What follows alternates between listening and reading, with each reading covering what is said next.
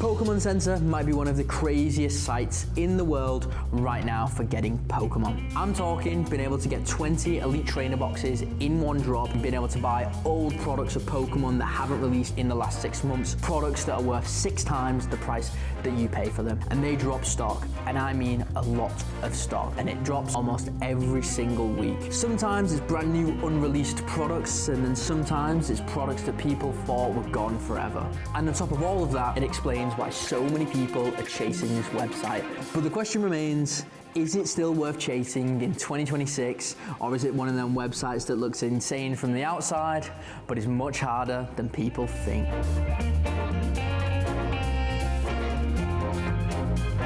Pokémon Center has the most stock in the whole world. Almost every single week they do a drop on there, whether it's something new or whether it's something old, and it's the only place that you can buy Pokémon Center exclusive Elite Trainer boxes. And for anyone that knows Pokémon, you will know that these fetch anywhere from 50 to 100% more than a normal Elite Trainer box. It can be even more than that depending on the type of release. Pokémon Center runs a queue system. If a drop is happening, everyone will have to get in a queue to access the page. But here's where it gets intense. No one knows the exact minute that it's going to drop. It will just drop at a random moment, and everybody floods the website, queues up, and tries to go for the products on there. Once the queue does go live, the products will usually drop anywhere from 5 to 15 minutes after that. Nobody knows what is dropping when the queue goes live. The only way this gets found out is once people actually get out the queue and find the products on the website. Pokémon Center themselves do not even post anywhere that the queue is going live. They just do it randomly and let everyone fight for themselves.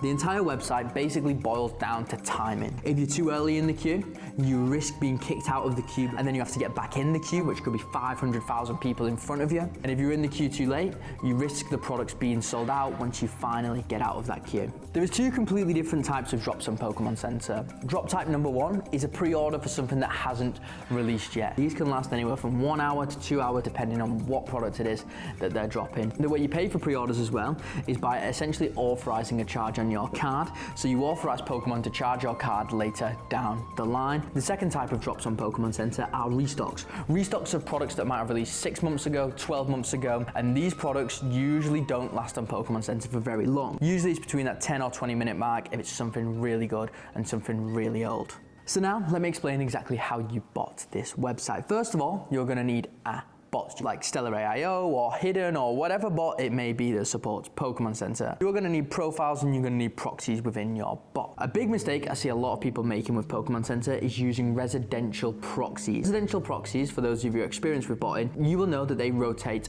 IP address. If your IP address rotates during the queue, you will lose your queue position and you will be put right to the back. Let's say you've got 10 profiles ready for Pokémon Center. You've got your 10 profiles loading into 10 different tasks. You essentially now need to get your tasks in the queue when it goes live. These days, the bots are fairly automated in terms of actually knowing when the queue goes live, and they will automatically get your tasks in there. So in most cases, if you're using Stellar AIO, you can start your tasks and you can leave them on module disabled mode.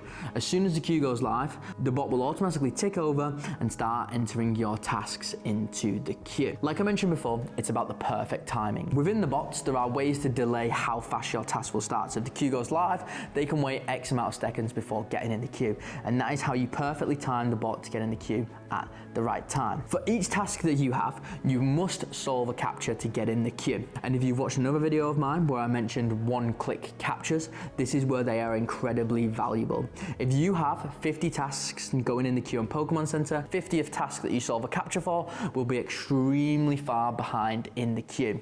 Having one-clicks will allow you to solve 50 captchas within 1 minute's time. Once your tasks are in the queue on Pokémon Center, they'll be ticking away in their queue position, and if you've got your setup right, they'll be nice and smooth and they'll be counting down. A lot of the bots are very smooth on Pokémon Center, providing you have the right proxies. Now that our tasks are in the queue, we are faced with another problem. When the queue goes live, we don't even know what's dropping. So we must find out what's dropping, and then we must manually update our tasks to go for the product that we actually want.